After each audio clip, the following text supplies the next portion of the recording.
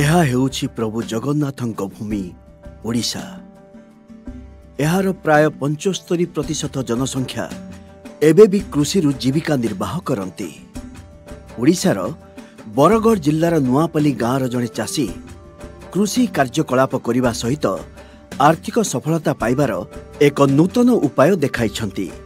ଏହା ସେ ତେଲବାଲା ପାମ୍ ଚାଷ ମାଧ୍ୟମରେ କରିଛନ୍ତି।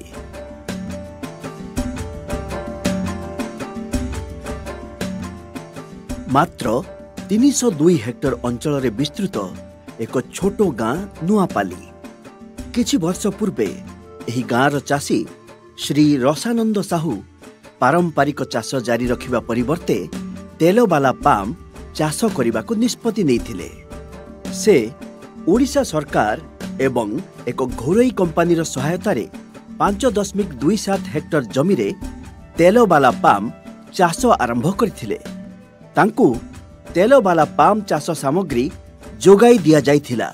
ଶ୍ରୀ ରସାନନ୍ଦ ସାହୁ ଏବେ ତେଲବାଲା ପାମ୍ ଚାଷରୁ ପ୍ରତି ହେକ୍ଟରରେ ବାର୍ଷିକ 1 ଲକ୍ଷ ଟଙ୍କାରୁ ଅଧିକ ସଫଳତାର ସହିତ ଆୟ କରୁଛନ୍ତି।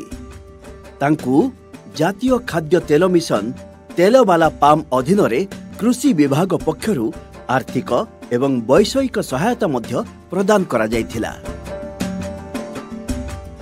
National mission on edible ଅଏଲ୍ସ oil palm NMEOOP Bharat ସରକାର 2021-2022ରେ ଆରମ୍ଭ କରିଥିଲେ। ତେଲବାଲା ପାମ୍ ଚାଷୀମାନଙ୍କୁ ସାମଗ୍ରୀ, ଆନ୍ତଃ ଫସଲ ଏବଂ ରକ୍ଷଣାବେକ୍ଷଣ, ଡ୍ରିପ୍ ଜଳସେଚନ, ଡିଜେଲ, ବିଦ୍ୟୁତ୍, ସୌର ପମ୍ପ ସେଟ୍, ବୋରୱେଲ୍, ଫଳ ଅମଳ ଉପକରଣ ଏବଂ ପୁରୁଣା ଗଛଗୁଡ଼ିକର ପୁନଃ ରୋପଣ ପାଇଁ ଆର୍ଥିକ ସହାୟତା ମଧ୍ୟ ଯୋଗାଇ ଦିଆଯାଏ। ଏହି ମିଶନ ଅଧୀନରେ ପ୍ରତି ହେକ୍ଟର ପାଇଁ 1ରୁ 5 ଲକ୍ଷ ଟଙ୍କା ଆର୍ଥିକ ସହାୟତା ମଧ୍ୟ ଚାଷୀମାନଙ୍କୁ ଯୋଗାଇ ଦିଆଯାଏ। ମୁଁ ଯେତେବେଳେ ପାମ୍ ଚାଷ କରବାର୍ ଲାଗି ନିଷ୍ପତ୍ତି ନେଲି ସେତେବେଳେ ଅନ୍ୟ ଚାଷୀମାନେ ତାକେ ବିଶ୍ୱାସ ଗ୍ରହଣ ନାଇଁ କରୁଥାଇ। ସେମାନେ ଭାବୁଥିଲେ କି ପାମ୍ ଚାଷରେ ବହୁତ ପାଣି ଲାଗ୍ସି ଆଉ ଜମି ବି ତାମାନେ ଏଥିରେ ଖରାପ ହେଇଯାଏସି। ହଁ, ମୁଁ ପାମ୍ ଚାଷ ଉପରେ କିଛି ନିଶ୍ଚିନ୍ତତା ନଥିଲୁ। ଆମେ ରସାନନ୍ଦ ସାହୁଙ୍କ ପାମ୍ ଚାଷ ଦେଖି ଆଜି ବହୁତ ଉତ୍ସର୍ଗିତ ଅଛୁ ଆଉ ଆମେ ଆଶା କରୁଛୁ ଚାଷୀମାନେ ଯେ ପାମ୍ ଚାଷ କରି ଆମେ ଭଲ ସଫଳତା ହେବ ବୋଲି ଆଶା କରୁଛୁ। ହଁ, ତେଲବାଲା ପାମ୍ ଚାଷ ଅନେକ ଉପାୟରେ ଚାଷୀଙ୍କ ପାଇଁ ଏକ ଲାଭଦାୟକ ଫସଲ। କମ୍ ଖର୍ଚ୍ଚରେ ଅଧିକ ଲାଭ। ପରିପକ୍ୱ ତେଲବାଲା ପାମ୍ ଗଛ ପ୍ରତି ହେକ୍ଟରରେ 20ରୁ 25 ଟନ୍ ଫଳ ଦେଇଥାଏ ଏବଂ ଏହା ପ୍ରାୟ 30 ବର୍ଷ ପର୍ଯ୍ୟନ୍ତ ଫଳ ଦେଇଥାଏ। କେବଳ ଏତିକି ନୁହେଁ, ଚାଷୀମାନେ ଏହି ଗଛଗୁଡ଼ିକ ମଧ୍ୟରେ ଆନ୍ତଃ ଫସଲ ଚାଷ କରି 2 ଗୁଣିତ ଆୟ ମଧ୍ୟ ଅର୍ଜନ କରୁଛନ୍ତି।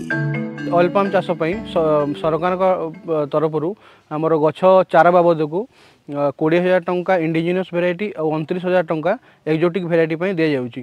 ଏହା ଛଡ଼ା ପ୍ରଥମ 4 ବର୍ଷ ଗଛର ରକ୍ଷଣାବେକ୍ଷଣ ଏବଂ ଅନ୍ତଃଫସଲ ଚାଷ ପାଇଁ 42,000 ଟଙ୍କା ସରକାର ଆଡ଼ୁ ସହାୟତା ଦିଆଯାଉଛି। ଏହା ଛଡ଼ା ଆମର ଡ୍ରିପ୍ ସିଷ୍ଟମ୍ରେ ଯଦି ଆପଣ ଇରିଗେସନ୍ କରିବାକୁ ଚାହୁଁଛନ୍ତି ଅତ୍ୟଧିକ 30,000 ଟଙ୍କାର ସବସିଡ଼ି ଗଭର୍ଣ୍ଣମେଣ୍ଟ ଆଡ଼ୁ ଦିଆଯାଉଛି। ଏହା ଛଡ଼ା ଅନ୍ୟାନ୍ୟ ଆମର ଯେଉଁ ଉପକରଣ ହେଲା ଯେମିତି ହାର୍ଭେଷ୍ଟିଂ ଟୁଲ୍, ଟ୍ରାକ୍ଟର ଟ୍ରଲି, କଟର, ଲ୍ୟାଡର ପାଇଁ ମଧ୍ୟ ସରକାରଙ୍କ ଆଡ଼ୁ ଆର୍ଥିକ ସହାୟତା ମଧ୍ୟ ଯୋଗାଇ ଦିଆଯାଉଛି। ଶ୍ରୀ ରସାନନ୍ଦ ସାହୁଙ୍କ ପରି ଚାଷୀଙ୍କ ସଫଳତା ଅନେକ ଚାଷୀଙ୍କୁ ବିନା ଦ୍ୱିଧାରେ ତେଲବାଲା ପାମ୍ ଚାଷ ଗ୍ରହଣ କରିବାକୁ ଏବଂ ସେମାନଙ୍କ ଆୟ ବହୁଗୁଣ ବୃଦ୍ଧି କରିବାକୁ ଉତ୍ସାହିତ କରିଛି।